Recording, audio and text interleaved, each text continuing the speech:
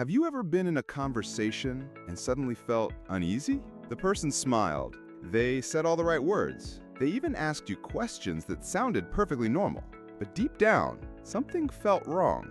That's because liars often reveal themselves, not through their stories, not through their excuses, but through the questions they ask you. And today, I'm going to show you the 5 questions liars always ask. Once you learn these, you'll never look at conversations the same way again, because behind every innocent-sounding question, there could be a hidden trap. Stay with me until the end, because the last question is the most dangerous one of all. Let's start with the first one. Liars love to ask, "Why don't you trust me?" Now, at first glance, that sounds reasonable, right? They're just asking a question. But here's the hidden truth. Honest people prove themselves through actions. Liars demand your trust through words. When someone says, "Why don't you trust me?" what they're really doing is shifting the burden. They want to make it your fault for doubting them, instead of their fault for lying. Think about it. When someone is telling the truth, they don't usually ask you to trust them. They provide details. They show evidence. They remain calm. But liars? They grow defensive. And one of their favorite defenses is to turn the suspicion back onto you.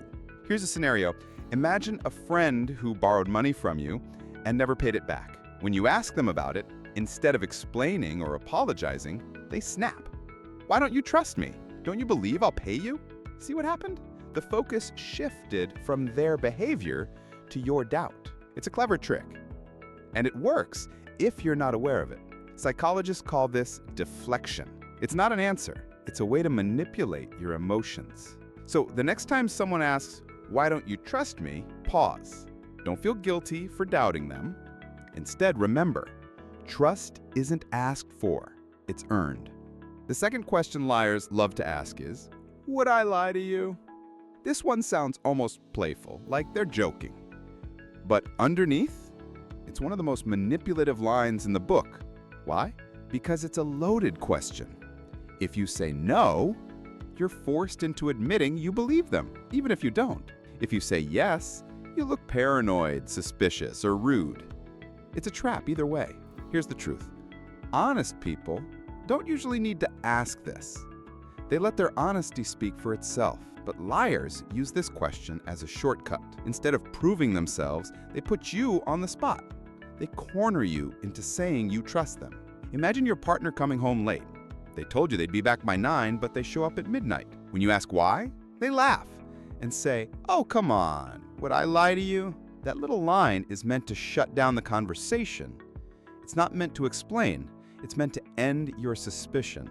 And here's where the danger lies. Because it sounds casual, many people laugh it off. But deep down, it's one of the clearest red flags. Remember this rule. The more someone insists they never lie, the more likely they already are. Section 3. Why are you being so paranoid? The third question liars ask is designed to attack your confidence. It goes like this. Why are you being so paranoid? Notice the shift again. It's no longer about what they did, it's about your reaction. This is what psychologists call gaslighting. It's when someone tries to make you doubt your own reality. If you catch a liar in something small, they usually don't admit it. Instead, they make you feel guilty for noticing. Let's take an example. You see your partner texting late at night. When you ask who it is, they roll their eyes and say, "Why are you being so paranoid?" That response isn't about the message. It's about your state of mind. It's meant to make you feel insecure, as if you're the one causing problems. But here's where it's so dangerous. Over time, hearing "you're paranoid" chips away at your self-trust. You stop listening to your gut. You start second-guessing yourself. And that's exactly what liars want. But here's the truth.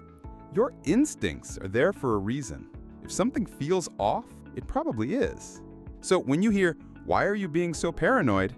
don't silence yourself. Don't shrink. Stand firm in your awareness. Because questioning your own perception is exactly how liars gain control. Now let's move to the fourth question. Can't you just take my word for it? This one sounds innocent, almost sweet, but it's one of the laziest and most dangerous tricks liars use. Why?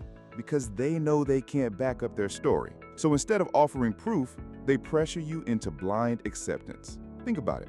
If someone was truly honest, they'd have no problem giving you evidence. They'd be calm, patient, and willing to explain. But liars, they grow impatient. They say things like, "Why are you making this such a big deal? Can't you just take my word for it?" It's a shortcut, a way to dodge accountability. Let's imagine this in action. You ask your coworker why a report wasn't finished. Instead of explaining, they sigh and say, "Can't you just take my word for it? I had too much on my plate." That line is meant to silence you. It's meant to close the case without evidence. But here's the truth.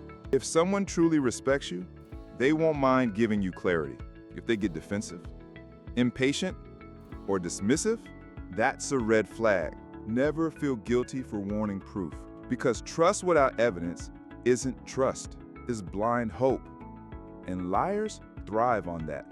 And finally, the most dangerous question liars ask is, why would I lie about that?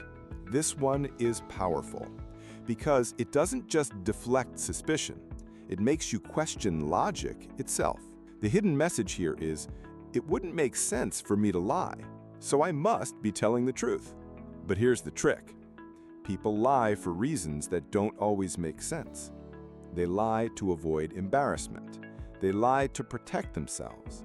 They lie simply because it's easier than the truth. When someone says, "Why would I lie about that?" they're using logic as a shield.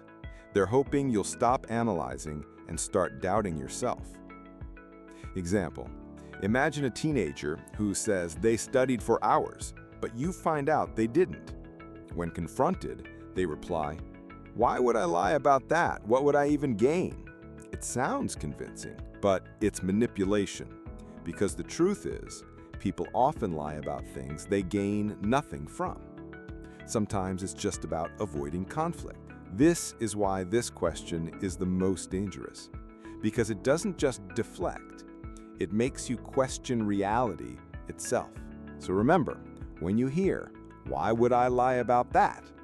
don't assume it's proof of honesty. Assume it's a red flag. So let's recap.